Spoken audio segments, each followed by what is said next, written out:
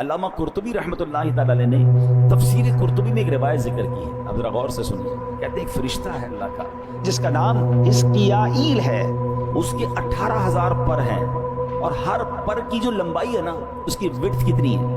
فرمایا 500 سال کی راہ ہے، یعنی 500 ایئرز۔ اگر کوئی ہارس رائڈر گھوڑا دوڑائے وہ جتنا ٹریول کرے گا اتنی لمبائی ایک پر کی ہے، اور 18,000 پر ہیں، ٹھیک ہے۔ تو اب اس کے دل میں خیال آیا کہ یا اللہ میں تیرے عرش کا نظارہ کرنا چاہتا ہوں۔ ہمارے یہاں بھی کچھ لوگ ہوتے ہیں کہتے ہیں ورلڈ ٹور کرتے ہیں، ذرا دیکھ کے آتے ہیں اللہ کی دنیا کتنی بڑی ہے، جاتے ہیں لوگ ٹریول پہ۔ اس فرشتے کو یہ شوق ہوا کہ میں اللہ کے عرش کا ایک چکر لگا لوں۔ پر کتنے؟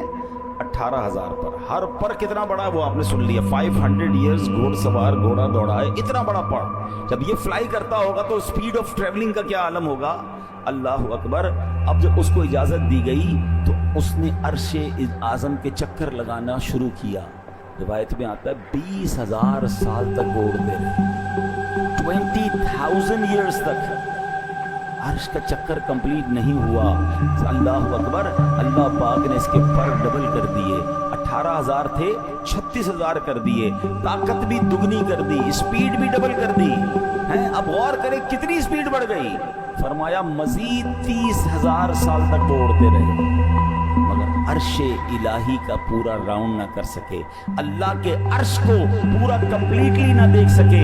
اللہ اکبر۔ 50,000 ایئر بعد اللہ فرماتا ہے اے حزقیائیل، اگر تم قیامت تک اڑتے رہو پھر بھی میرے عرش کا مکمل چکر نہیں لگا سکو گے۔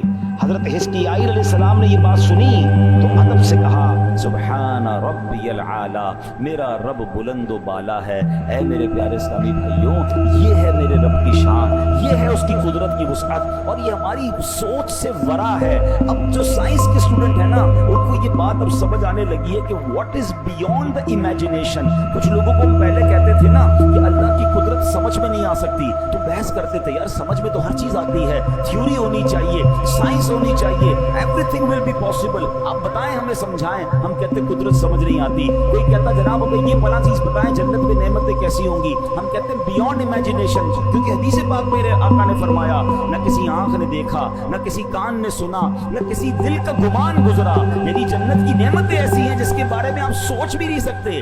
سوچ سے پڑھ کر اللہ نے وہ نعمتیں دی ہیں۔ تو ذرا زیادہ پڑھ لکھ لیتا ہے نا آدمی تو کہتا ہے ایسا کیسے ہو سکتا ہے، کچھ تو ہوگا، امیج تو بنانے دیں، سوچنے تو دیں۔ اب سائنس نے پروف کر دیا کہ آج سے 50 سال پہلے جو سائنس سوچتی تھی اس سے جناب سب کچھ باہر نکل گیا۔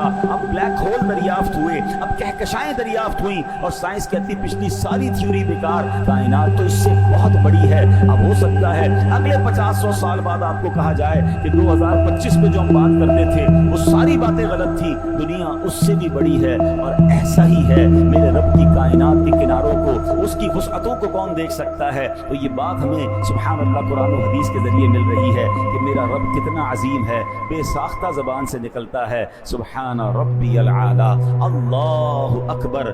بس ایک دل میں الحمدللہ، وہ اس کو کہتے ہیں نا ایمان کی، جو جس کو کہیں کہ یہ ہمارے ایمان کی طاقت اور ایمان کا یقین ہونا چاہیے کہ میرا رب سبحان اللہ یہ تو جتنی بڑی کائنات ہے نا وہ چاہے تو کن فرما کر ایسی ہزارہ دنیایں اور بنا سکتا ہے۔